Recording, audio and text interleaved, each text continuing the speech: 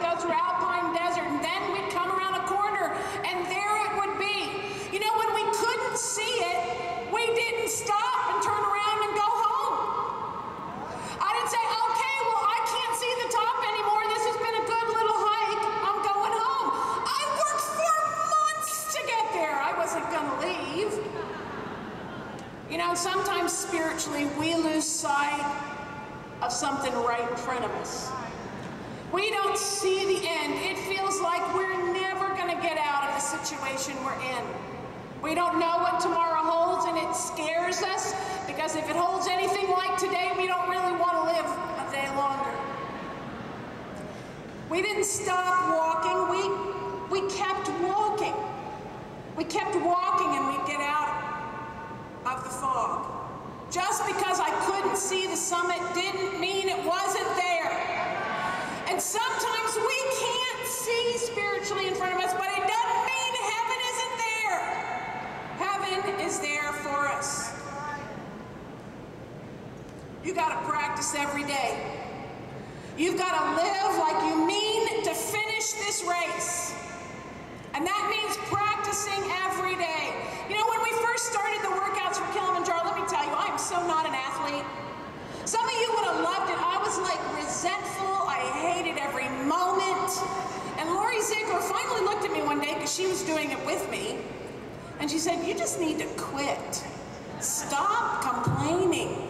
We're going to do this. Our husbands are doing it. We're all going to do this. So you might as well get happy about it. You know, we need to practice every day being positive. We need to practice every day knowing that the summit is there. You won't reach the summit if you don't practice today. You're not going to walk out of here with this emotion lasting, honestly, probably much longer than a couple of weeks. And then you'll be back to your normal self where you're going to have to deny yourself every day. It's easy to deny yourself with 17,000 other people.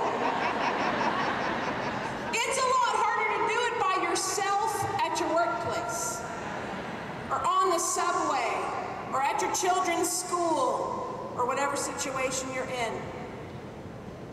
You don't get to the end if you don't practice every day. You got to practice God's grace and forgiveness and accepting that. You got to practice repentance. Repentance is a daily exercise. You don't do it once at baptism and that's it. You're good for the rest of the time. It's a daily exercise. You know, one of the people that is my hero, or my heroine, is my mother-in-law. She died May 16th from pancreatic cancer, but let me tell you, she lived and she died. She died like she lived her whole life. She died like she lived every single day. For 6 months, we read Psalm 23, Psalm 24, and Revelation 21 every single day, because that's what sustained her. When people would come to visit her, she'd be laying in her bed and she'd ask them about them. How was the Bible talk? How was that person they were studying with?